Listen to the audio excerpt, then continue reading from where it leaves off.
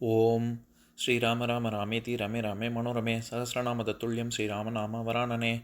உலகம் யாவையும் தாமுலா வாக்கலும் நிலைபெறுத்தலும் நீக்கலும் நீங்களா அழகிலா விளையாட்டுடையார் அவர் தலைவர் அன்னவர் சரண் நாங்களே. எத்திர எத்திர ரகுநாத கீர்த்தனம் தத்திர தத்திர கிருத்தமாஸ்தகாஞ்சலிம் வாஷ்பவாரி பரிபூர்ணலோச்சனம் மாருதிம் நமது ராட்சசாந்தகம்.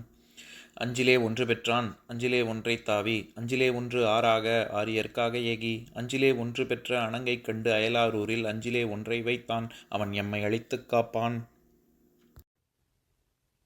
இன்னைக்கு நம்ம கம்பராமாயணத்துல பாலகாண்டத்துல கார்முக படலத்துல 47வது பாடல் பார்க்க போறோம்.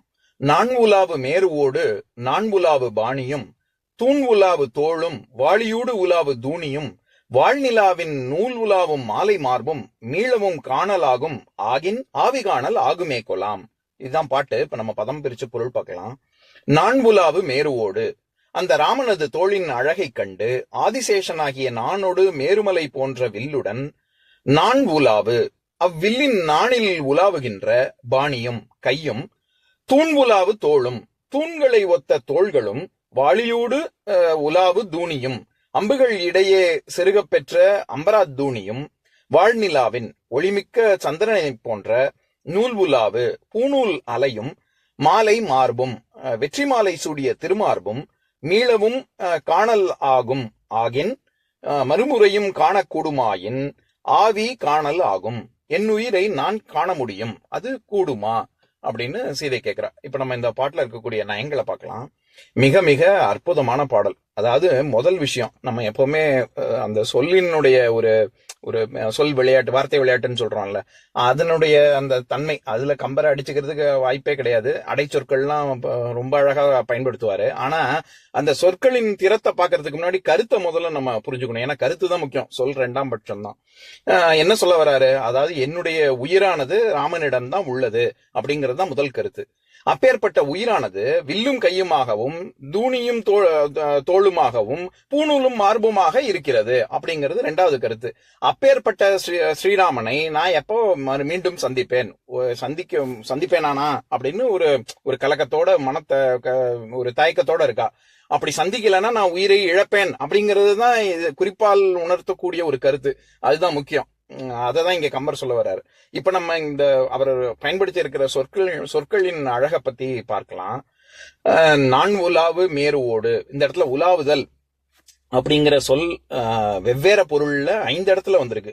நான் உலாவு மேரு, நான் உலாவு பாணி, தூண் உலாவு தோள், வாளியூடு உலாவும் தூணி, நூல் உலாவும் மாலை மார்பு அப்படின்னு 5 இடத்துல வந்திருக்கு. 5 இடத்துலயுமே வெவ்வேறு பொருள்ல வந்திருக்கு. நம்ம பல தடவை பார்த்திருக்கோம். அதாவது பின்வரு நிலை அணி அப்படின்னு தமிழ்ல இருக்கக்கூடிய ஒரு விதமான அணி. அதுக்கு முன்வரும் சொல்லும் பொருளும் பல வயின் பின்வரும் எண்ணில் பின்வரு நிலையே அப்படின்னு சொல்லி தண்டி அலங்கார நூற்பா 41. அதாவது என்னன்னா, ஒரே சொல் அதே பொருள்லயும் வரலாம், அந்த சொல் மட்டும் மீண்டும் மீண்டும் வரலாம், ஒரே பொருள்லயும் வரலாம், வெவ்வேறு பொருள்ல கூட வரலாம். அது நம்ம இப்ப கம்பராமாயணத்திலே பல இடங்கள்ல பார்த்திருக்கோம். சொல் பின்வரு நிலையணி, பொருள் பின்வரு நிலையணி, சொற்பொருள் பின்வரு நிலையணி அப்படின்னு ஒரே சொல் மீண்டும் மீண்டும் வருது, ஒரே பொருள்ல வருது, ஆனா வெவ்வேறு சொற்களாக வருது. இல்லாட்டி ஒரே சொல் வருது, வெவ்வேறு பொருள்ல மீண்டும் மீண்டும் வருது. அந்த மாதிரிதான் இந்த பாடல்ல வருது. நான் முன்னாடியே பார்த்த போது நம்ம பல தடவை உதாரணம் சொல்லியிருக்கோம். அதாவது கேள்வி அப்படிங்கிற அதிகாரத்துல திருக்குறள்ல, அதாவது முதல் குறள் திருக்குறள்ல 411வது குறள், இது செல்வத்தொள் செல்வம் செவிச்செல்வம் அச்செல்வம் செல்வத்தொள் எல்லாம் தலை அப்படின்னு. அதுவே நம்ம இது பொருள் செயல் வகை அப்படிங்கிற அதிகாரத்துல அதுலயும் முதல் குறள், அதாவது திருக்குறள்ல 751வது குறள், பொருள் அல்லவரை பொருளாக செய்யும் பொருள் அல்லதில்லை பொருள் அப்படிங்கிற இடத்துல 4 இடத்துல வருது. 4 இடத்துலயும் வர்ற பொருளுக்கும் வெவ்வேறு பொருள் இருக்கு அப்படின்னு நம்ம பார்த்தோம்ல. இது அடிக்கடி நம்ம ஒரே உதாரணத்தையுமே சொல்றோமே, நம்ம வேற ஏதாவது உதாரணம் சொல்லலாம் அப்படின்னு சொல்லிட்டு நான் யோசிச்சேன். அதுல ரொம்ப நாள் முன்னாடி படிச்சது அந்த செய்யுள படிக்கிறேன், கேளுங்க.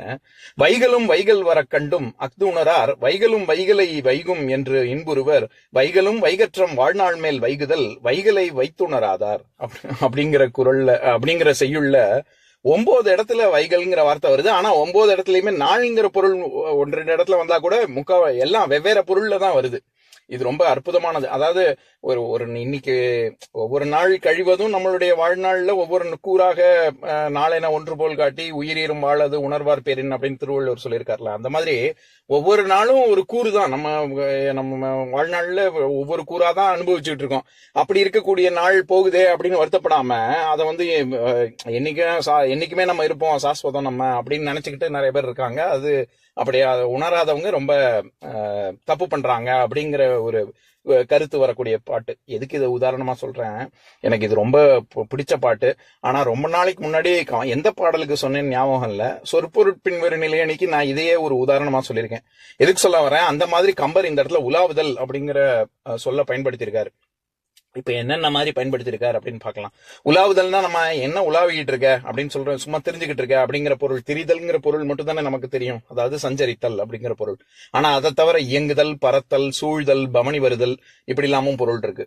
இப்ப இங்க முதல்ல நான் உலாவு மேரோடு. ராமன் எப்படி இருக்கான், ராமன் தன்னுடைய உயிர் ஆனது ராமன் அவன்கிட்ட இருக்கு அப்படின்னு சீதை புலம்புறாள்ல, அது ராமனை வர்ணிக்கும் பொழுது என்ன சொல்றாரு, நான் உலாவு மேருவோடு நான் உலாவு பாணியும் அப்படின்னு. ரெண்டு இடத்துல நான்கிறதே வருது.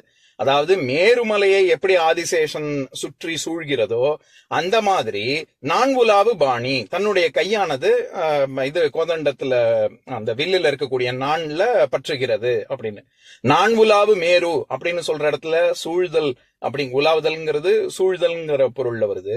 நான் உலாவு பாணி அப்படின்னு சொல்ற இடத்துல இயங்குதல், அதாவது நானை இயக்கக்கூடிய கை, பாணினா கைன்னு அர்த்தம், இயக்குதல் அப்படிங்கிற பொருள்ல வருது.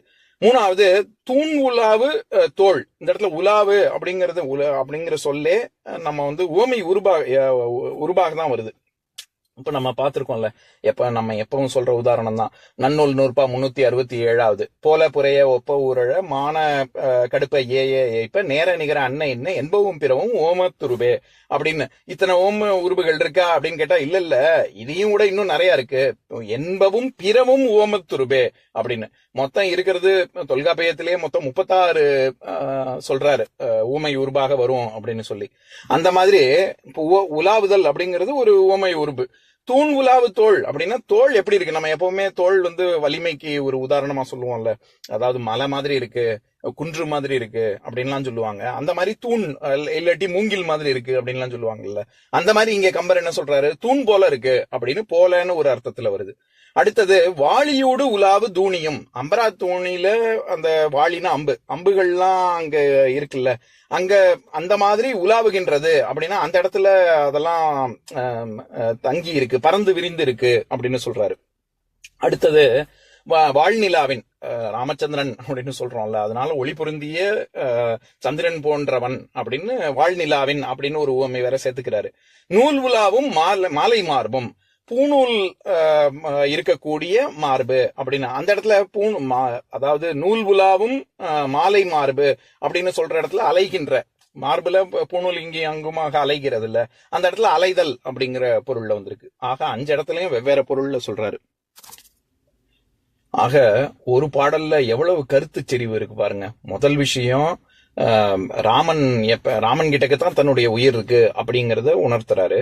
அடுத்தது அப்படி உயிர் திருப்பி எப்ப பாப்பேனோ அப்படின்னு கேட்கும் விதத்திலேயே தெரியுது, பாக்கலன்னா நான் உயிரோட இருக்க மாட்டேன் அப்படிங்கறதையும் குறிப்பால் உணர்த்துறாரு. மூன்றாவது, ராமன் எப்படி காட்சி அளிக்கிறான் அப்படிங்கிறதுக்கு உதாரணம் வரிசையா ஒவ்வொன்னா சொல்லிட்டு வர்றாரு. அதுலயே 5 இடத்துல 5 இப்பதானே பார்த்தோம், 5 விஷயம் இப்ப சொல்றாரு. நான் உலாவு மேரு, நான் உலாவு பாணி, தூண் உலாவு தோல், வாளியூடு உலாவு தூணி, வாழ்நிலாவின் நூல் உலாவும் மாலை மார்பு அப்படின்னு 5 விஷயம். அதுலயும் வாழ்நிலா அப்படின்னு ஒரு உவமை வேற மீண்டும் சொல்றாரு. இத்தனை விஷயங்கள் சொல்லி ஒரு கருத்தும் நம்ம ஆழமா பதியக்கூடிய விதத்துல சொல்றாருல, இதுதான் கம்பரனுடைய சிறப்பு. இப்ப நம்ம பாட்டை இன்னொரு தடவை படிக்கிறேன் கேளுங்க. நான் உலாவு மேருவோடு நான் உலாவு பாணியும், தூண் உலாவு தோளும், வாளியூடு உலாவு தூணியும், வாழ்நிலாவின் நூல் உலாவும் மாலை மார்பும் மீளவும் காணலாகும், ஆகின் ஆவி காணல் ஆகுமே கொலாம். இன்னொரு நாள் இன்னொரு பாட்டு பார்க்கலாம். ஓம் शान्ताकारं भुजगशयनं पद्मनाभं सुरेशं विश्वाधारं गगनसदृशं मेघवर्णं शुभाङ्गं लक्ष्मीकान्तं कमलनयनं योगिहृद्यानगम्यं वन्दे विष्णुं भवभयहरं सर्वलोकैकनाथम्. உம்பரோடு இம்பர்காரும் உலகம் ஓர் ஏழும் ஏழும் எம்பெருமான் என்று ஏத்தி இறைஞ்சி நின்று ஏவல் செய்ய தம்பியரோடும் தானும் தருமமும் தரணி காத்தான் அம்பரத்து அனந்தர் நீங்கி அயோத்தியில் வந்த வள்ளல். ஓம் பூர்ணமதః பூர்ணமிதம் பூர்ணாத் பூர்ணமுதஸ்யதே பூர்ணஸ்ய பூர்ணமாதாய பூர்ணமேவாவசிஷ்யதே. ஓம் சாந்தி சாந்தி சாந்திः. ஓம் சர்வேஷாம் ஸ்வஸ்திர்பவது சர்வேஷாம் சாந்திர்பவது சர்வேஷாம் பூர்ணம் பவது சர்வேஷாம் மங்களம் பவது. ஓம் சாந்தி சாந்தி சாந்திः. ஓம் சர்வே பவந்து சுகினः சர்வே சந்து நிராமயாः சர்வே பத்ராணி பஷ்யந்து மா கஷ்சித் துக்கபாக் பவேத். ஓம் சாந்தி சாந்தி சாந்திः.